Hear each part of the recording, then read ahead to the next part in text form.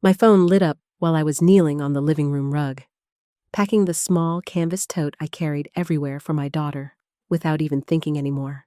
Noise-canceling headphones, a soft purple Tangle toy, the little laminated card with breathing pictures on it.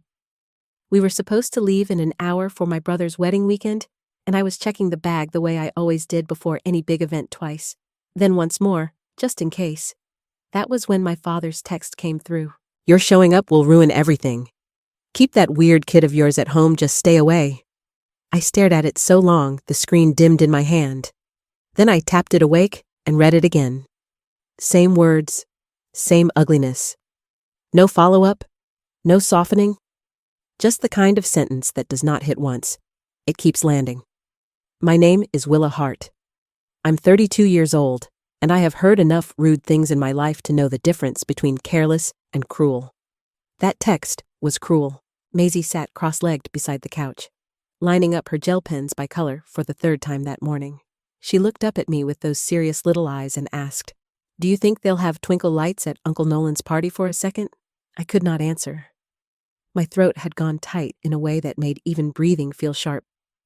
There she was in purple socks and a dinosaur t-shirt, thinking about lights, while my own father had reduced her to something shameful he wanted hidden. My grandmother Ruth was at the kitchen table with her tea. She took one look at my face and set her cup down. What did he say? I turned the screen toward her. She read it once. Her mouth flattened. She did not gasp. She did not reach for one of those soft family speeches about stress or misunderstandings. She just looked back at me and said, very quietly, "So that's who they are when it matters." I sat down without meaning to. The room felt suddenly too still. Outside, a neighbor was loading a trunk.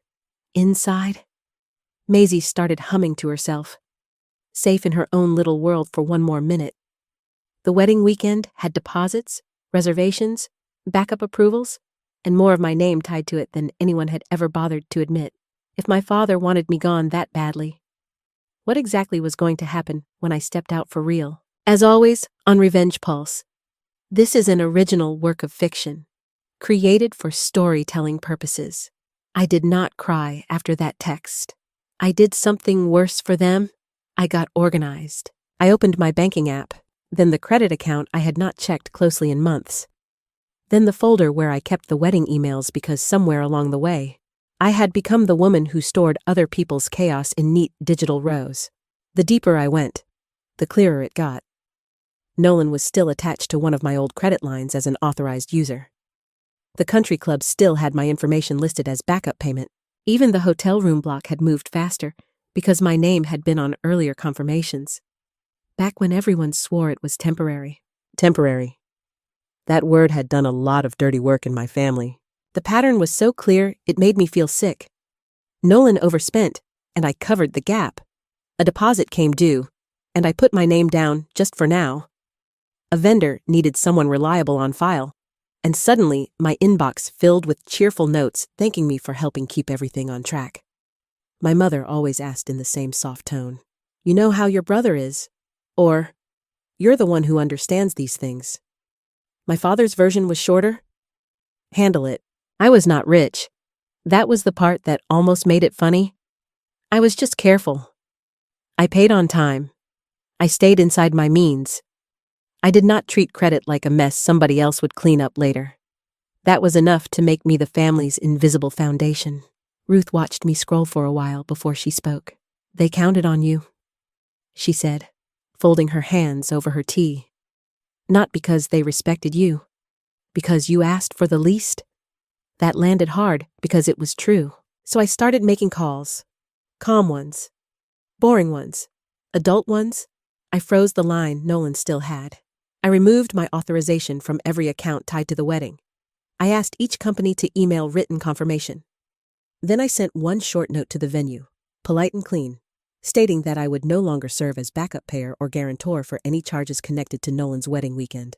After the last call, I looked at the confirmation email glowing on my screen and whispered, "If they want me gone, then I'm gone completely." And when the charges finally tried to run, what exactly were they going to stand on without me?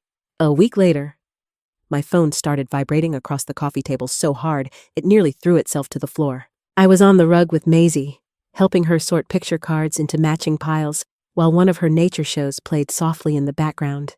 I watched my screen light up again and again with my father's name. Then my mother, then Nolan, then Brielle.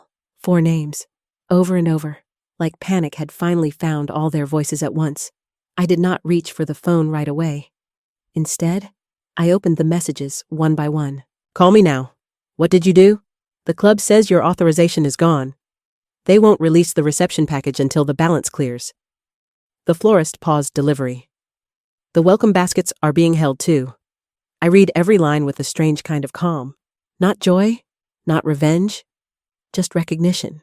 The thing they had built on top of me had finally shifted, and now everyone inside it could feel the floor move. Then the voicemail came through. I played it on low volume while Maisie lined up her cards by color. My father sounded like a man trying to keep his voice down in public and failing anyway. Willa, I don't know what kind of stunt this is, but your card was removed, the backup payment is gone, and the venue is refusing to release the reception package until this is fixed. Call me back and fix this before you humiliate this family. That was the line that settled it for me. Not how is Maisie. Not what he had said. Not even a thin apology he did not mean. Just fix it before people notice. I answered Nolan first. Please tell me this is temporary. He blurted, No. Willa, this is one bad moment. Don't blow up the whole week over it. I looked at Maisie in her purple socks, peaceful on the floor, completely unaware that grown adults were falling apart because I had stopped financing their illusion. You cut my daughter out of the family picture. I told him. You just wanted to keep my credit in the frame. He went quiet. Then my father came on the line. Are you really going to let this event collapse over one sentence? I did not raise my voice. No. Dad. Over what that sentence revealed. My mother called 10 minutes later with the same voice she had used my whole life when she wanted something ugly to sound reasonable. Your father didn't mean it that way. She said, This week has been stressful for everyone. You can be angry later, honey. But right now, we need to get through this. I leaned back in my chair and closed my eyes for a second. There it was. The family script. Soften the words. Shrink the wound. Push the truth to some imaginary later that never comes. No, I said. She went quiet. No what, no more later. I heard a door close on her end. Then the muffled noise of people still dealing with the mess at the club. When she spoke again, her voice had gone softer, as if gentleness could do the work honesty refused to do. Willa, please. We're talking about one bad sentence during a very emotional week. I looked at Maisie on the floor with her tangled toy looped around both hands, calm as sunlight, and something in me turned hard in the clearest possible way. Then say it, I told her. Say what he said was cruel. Say it was unacceptable. Silence, not confusion, not hesitation. Silence from a woman who knew exactly what the right words were and still would not choose them over comfort. Then Nolan got back on the line and did what weak people do when truth corners them. He changed the subject. There's already a late fee, he muttered. The photographer's holding our slot for another hour. Guests are going to notice something's wrong. Guests. That was the word that finished it. In their minds, delayed flowers still mattered more than what had been said about my child. Ruth, listening from the kitchen table, set down her tea with a soft click. Nobody, she said, looking straight at me, gets to use a mother's money after calling her child something to be hidden. For the first time all night, I did not feel confused. I felt alone and clear. I thought the worst of it had finally passed. Then my phone lit up again with a name I never expected to see. Marianne Sutton. I almost let Marianne Sutton's call go to voicemail. Up to that point, every call that night had wanted the same thing from me. Fix it. Soften it. Save everyone from the consequences of what had already been said. I expected more of the same, just wrapped in a nicer voice. Instead, the first thing she said was, I'm not calling to ask you to pay for anything. That got my attention. Her tone was calm, but not delicate. The kind of calm that comes after someone has stopped pretending not to understand what they're looking at. She told me Gordon had already been offering a cleaner version of the story to the Sutton side. According to him, I had chosen not to come. Maisie had a therapy conflict. Everyone had agreed it would be easier that way. Clean, reasonable, civil. I let out one short breath through my nose. Of course he had done that. My father had not just insulted his daughter and granddaughter. He had built himself a safer lie to stand inside afterward. Marianne did not sound impressed. "This is not about money," she said. "It's about character." Then she told me her nephew's son was neurodivergent. Not as a speech, not to prove she understood everything, just enough to explain why she knew exactly how ugly this was. "People," she said, "like to call children difficult when what they really meant was inconvenient." She also made one thing very clear. Brielle was panicking. Nolan was mostly silent. Gordon was still talking as if I had created the scandal. I did not defend myself. I did not tell the whole story. I only told her what mattered. "If they want to say sorry," I said, "they can come watch Maisie play on Saturday." There was a brief silence. Then Marianne answered, "That sounds exactly right." Saturday morning looked nothing like the wedding weekend my family had been fighting to save. There were no chandeliers, no polished floors, no staff moving around with tight smiles and clipboards. Just the community arts center with beige walls, folding chairs, a crooked table of juice boxes, and paper programs printed on plain white sheets. Parents came in carrying jackets, snacks, spare headphones, and the kind of tired love that did not care whether anything looked elegant. That was why I loved that room. I knelt in front of Maisie near the hallway and smoothed the ribbon on her purple dress. Her hands were moving fast at her sides, the way they always did when excitement and nerves met in the same place. "You don't have to play perfectly," I told her. "Just play it the way you practiced." She looked at me seriously. "Even if I get stuck for a second, even then?" Marianne arrived first, with Brielle beside her in a cream sweater that suddenly looked too careful for the room. Nolan came a minute later. Then my parents. My father looked like a man forced into the wrong building. My mother wore that polite expression she used whenever she wanted discomfort to pass without being named. But the room refused to help them. A little boy covered his ears halfway through the opening song, and nobody sighed. His teacher knelt beside him, waited, and helped him start again. Later, a girl in a yellow cardigan finished her piece and flapped hard with happiness. 3 parents smiled. One woman clapped even louder. No one looked embarrassed. No one looked away. Then Maisie's name was called. She walked to the keyboard in her purple dress and sat down with both shoulders tight. The piece was short, simple, honest.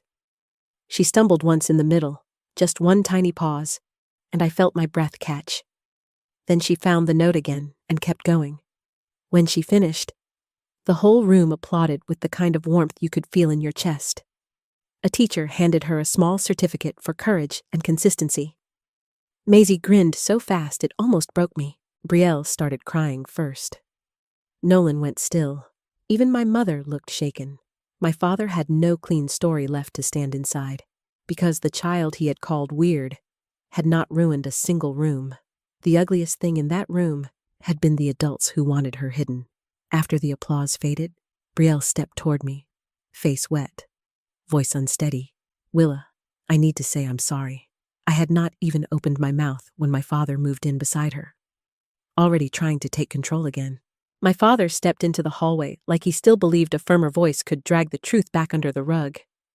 He did not look at Maisie's certificate. He did not look at the children filing past us with paper programs and cookie crumbs on their sleeves. He looked at me and went straight for the version of the story that had always protected him. "Was this your plan?" he asked. "To make the whole family look ashamed?" Before I could answer, Brielle turned on him. Her face was still wet. Her mascara had started to blur at the corners, and for the first time since I had met her, she looked less polished than real. "Willa didn't do that," she said. "We did." My father blinked at her. Brielle kept going. "The shame is not that she pulled her name off things. The shame is what we said about Maisie." That was the moment the balance shifted. Nolan stepped forward too, shoulders tight, eyes fixed somewhere near the floor. Dad didn't want them there. He admitted, "I knew it, and I let it happen because I wanted this week to stay easy." Easy. That word landed like something rotten finally splitting open. My mother tried to slide in with her usual soft voice, talking about heightened emotions and mistakes nobody meant to make. But no one followed her there. Not this time. Marianne did not raise her voice. She did not need to. Perfection is cheap, she said, looking directly at my father. If it requires cruelty, the hallway went still. I looked at all of them, one by one. A private apology to me is not enough. I said, anyone who treated my daughter like something to hide can stop blaming stress, timing, or money. Tell the truth, or don't ask me for peace. That night, long after the community center had emptied out, Nolan sent me a message asking if we could meet alone. For the first time in his life, he wanted to talk without our parents standing in the middle. I met Nolan the next afternoon at a diner off the highway. The kind with cracked vinyl booths and coffee that always tasted a little burnt. He looked older than he had a week earlier. Not wiser. Just stripped down. We got used to you fixing things, he said, staring at the table. That's the truth. You were always the backup plan. The one who made things hold. I let that sit between us. Then he made the mistake I should have expected. I'm not asking you to put everything back. Just maybe enough so the whole thing doesn't keep shrinking. There it was. Not courage. Not a full apology. Just a softer version of the same ask. I shook my head. Anything that carried my name stays off. If the wedding has to get smaller, then maybe that's the size of what it can actually stand on by itself. By that night, the Suttons had made their choice. The event would still happen, just pared down. The upgraded bar was gone. The floral arch was gone. A few expensive extras disappeared quietly, and the room would no longer look like the glossy little fantasy my father had been protecting at all costs. He was furious, of course, less about the money than the audience. He hated knowing people would notice what had been lost. 2 days later, Brielle came to my house alone. She knelt in front of Maisie in the living room and kept her words plain. No excuses, no bridal stress speech. She told her she had said and allowed something cruel, and that Maisie had never been the problem. Maisie listened, then touched the hem of her purple dress draped over the couch. So I still get to wear this? She asked. Or are people gonna be scared? I'm too loud again? No adult in that room had an answer good enough for a question like that. I agreed to attend the ceremony, for one reason only. No one was ever going to retell this story as if Maisie had been the problem they finally managed to solve. By the day of the wedding, everything was still there. The flowers, the music, the rows of chairs. But the shine was gone. The room looked smaller than it had been designed to feel. Not empty, just honest. A few upgraded details had vanished. The expensive extras were gone. The whole thing still stood. But now it looked like what it really was, an event built on what people could actually afford, not on the invisible daughter they had counted on without respecting. I walked in with Maisie beside me in her purple dress and did not lower my eyes for anyone. No one looked at her like she was a disruption. No one dared. My father moved through the room the way men do when they are still dressed like authority, but no longer carrying it. He greeted people, smiled too tightly, kept checking the edges of conversations as if he could still control what version of the story survived the day. He could not. During the reception, Nolan stood first with the microphone, but his voice shook too hard to carry the truth. My father rose like he meant to save the moment. Brielle took the microphone before he could. She did not ramble. She did not cry for effect. She just told the truth. She said Maisie had never been the problem. She said I had been treated like backup funding instead of family. Then she looked straight at the room and said, "This wedding only got smaller because the truth finally got bigger." That was the moment it ended. Not with shouting, not with spectacle, just with the quiet, irreversible sound of a lie losing its place in the room. When it was over, my father stepped toward me like he wanted to say something for the first time without an audience, but I no longer needed that sentence to keep moving. A few weeks after the wedding, I did the kind of cleaning nobody sees. Not closets, not drawers, the quieter kind. I closed the loose ends that had once tied my name to my family's emergencies. Old access, old backup permissions, Old habits disguised as kindness. I did it slowly, carefully, with the same steadiness I used to give them when they were in trouble, only this time, I was finally using it for myself. Then life settled back into its real shape. Therapy on Tuesdays, music class on Thursdays, Maisie humming to herself in the back seat while late sun stretched across the dashboard. Grocery lists, laundry, her purple dress hanging clean in the closet again. Small things, true things, the kind of life that does not sparkle from across a ballroom, but holds.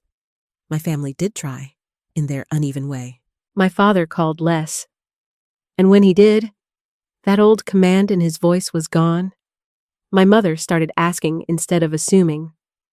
Nolan looked different too. Not older exactly, just more exposed to the weight of his own choices now that there was no perfect wedding left to hide behind. Nothing went back to what it had been. That was the mercy. One afternoon, Ruth watched Maisie tap out a clumsy little tune on her keyboard and said, "Stopping yourself from holding everything up doesn't mean you made it fall." I carried that line with me, because she was right. Boundaries do not destroy families. They reveal what a family has been leaning on for far too long. And my daughter did not need to make herself smaller to fit inside anyone's love. If you've ever had to draw a line with your own family, tell me which boundary was the hardest one to keep? Some families only start telling the truth after the first time you stop being the floor beneath them.